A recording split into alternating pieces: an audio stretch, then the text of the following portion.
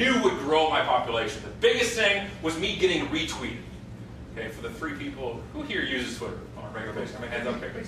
So for the few people who don't, understanding is, people are on it right now, right? People who don't understand, retweeting is repeating what somebody else has said, and you put your username with it and you spread it. I knew that was the key to me getting growth, because that's trusted referral. So I knew I had to get retweeted. And I had to understand, well, what gets retweeted, okay? And a retweet is a fancy way of saying it is word of mouth, right? It's referrals. People spread things that evoke emotion. Okay? Understanding evoking emotion has everything to do with word of mouth. I've been in viral marketing for almost a decade now. Okay? Evoking emotion gets spread. End of story. It can be negative or positive. It can be different emotions. But an emotion can be simply, wow, that's really smart. That's an emotion. Or, damn, that's funny. That's an emotion. Okay? Well, that's really helpful. Again, I'm evoking some kind of reaction where you say, it's like when you get an email and say, I got to show this to somebody. You ever send a video to somebody? You see on YouTube, said, I got to show this to this person, to this person. That's what you're trying to do with the retweet. But I had to make it a habit. Literally, I had to sit down and 3 to 5 times a day write something out that I knew would get retweeted. That I thought was helpful enough or funny enough, which is hard to do sometimes. Helpful enough or funny enough, or even somebody else's resource that I could help out with that I knew would get spread. So there was a plan to this. I would literally write them out. And then I would favorite, I would highlight, how egotistical is that? I'd favorite my own tweet if it got spread around a lot, because that was a bookmark for me to say, that really worked. And I could learn from it. And then I could send it out again in a couple weeks, and people start getting mad at me saying, whoa, Sally, you said that 3 weeks ago. And I didn't know if I could be scared or happy. You know, happy because you knew what I said 3 weeks ago, or scared because you knew what I said 3 weeks ago. Either way, I don't know which way to do with this thing. So what I did, one of my most passed around tweets ever was take 5 minutes and reply and retweet other people. Some of you recognize this one. That reply and retweet other people. Nothing about you. Engage, interact, build. That's the tweet. I know I've said it so many times. People start saying, whoa, you said that too much. I went, really? Okay, watch this. And all I put at the start was, reminder, and then said it. So now it's a reminder, right? Daily reminder, weekly reminder, nobody can get mad at me. And probably people get mad at you for no matter what. We'll talk about them shortly. But my goal was, because I saw people really liked it, and it got passed around. You know, inspiration gets passed around. Now, you don't want to go overboard with the inspirational quotes, because those get a little tiring really quickly. But once in a while, they're really nice to see. And again, it evokes emotion. And motivation evokes emotion. So that was my job. 3 to 5 of those a day. And sometimes there was other people's content. And the other people's content gave me a double great payoff. One, my tweet about their content got spread around. So it went all to their trust areas, all their people out there. And the person who I retweeted started liking me more. Right? The best way to endear yourself to somebody on Twitter, especially a bigger user, is to spread their stuff, because we're all egomaniacs. Anybody over 10,000 followers, we all just love ourselves. Right? So the best way to get noticed is to spread their content if you like it. Right? It's got to be transparent to the point that you like it, but you might as well try to get something from it. If I know somebody's helped me out on Twitter, they've spread my stuff, and they come and ask me, would you mind telling people about this if you like it? I get DMs every day. I'm up to just under 50,000 followers now. Okay? Every day I'll get DMs from people saying, can you send this out? Retweet this. Really? I don't know this person. Okay? I followed them last year sometime or however it worked, and now they're saying, just do this for me. I'm like, no. I'm going to do anything for a friend. I really will. If I know you, if I like you, right, I'll spread any word. You want some help with the charity thing? I'll spread it. You got a blog post I like? I'll tell people about it, if you remind me. If I don't know you, I didn't build this world and my lists and my business to promote you. It's self-serving. We're on social media for self-serving purposes. I got on there not to gain more business, if you believe that. I got on there not to gain more business. I got on there to meet other entrepreneurs, other business owners, because there's no other way for me to find them unless I had to go to networking events all the time. And I live outside of Toronto, so it's hard for me always to come in. And so I went out there to find other people, to be my water cooler, because it's very isolating being an entrepreneur. It's very challenging, and you can't turn to somebody and say, yeah. Do you automatically follow people that follow you? So it's a great question. So is it auto-follow back? And we'll get to an automation part that we'll talk about, but that point is huge.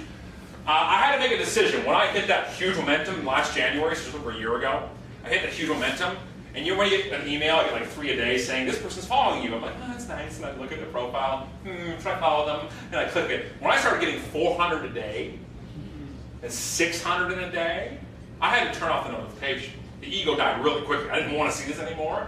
And I had to make a decision at that point. If I was going to kill it on Twitter and live there, I had to decide either not follow anybody back, because it was so overwhelming, or, and be the diva, right? The Twitter diva, the tweeva.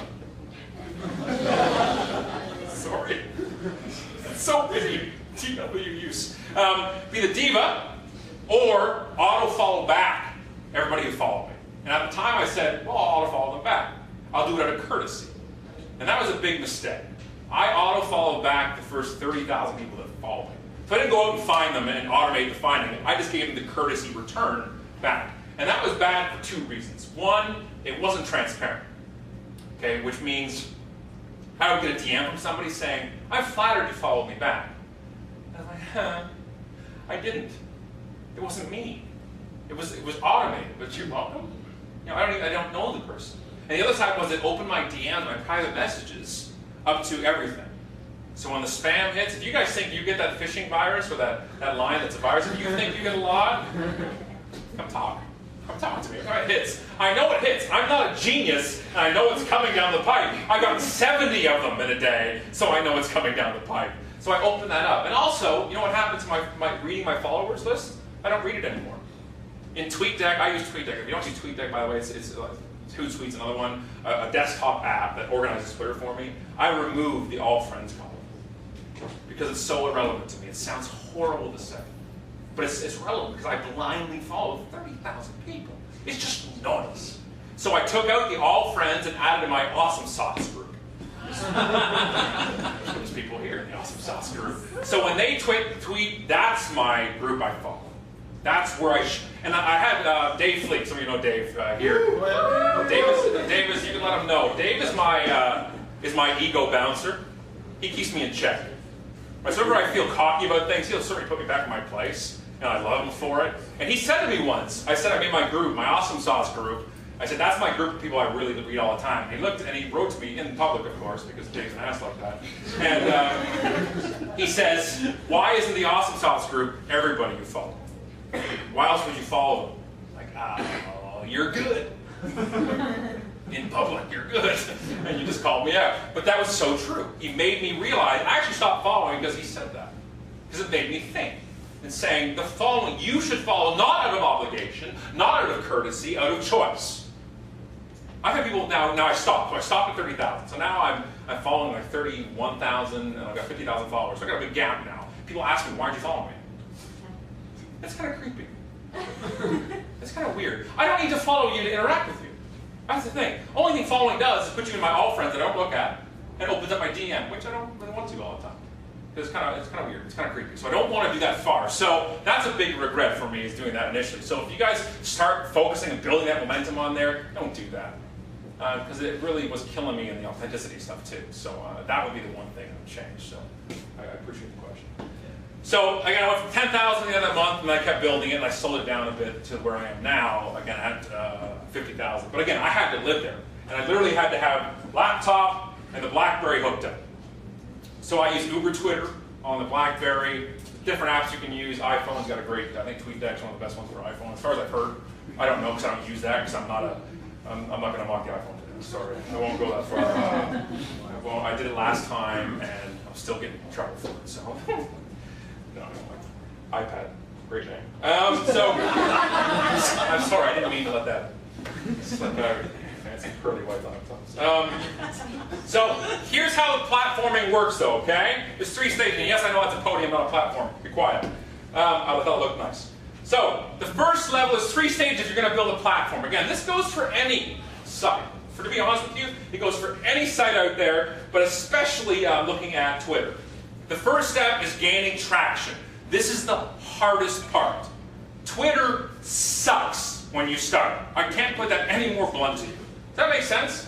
You go on Twitter, you're like, hi everybody.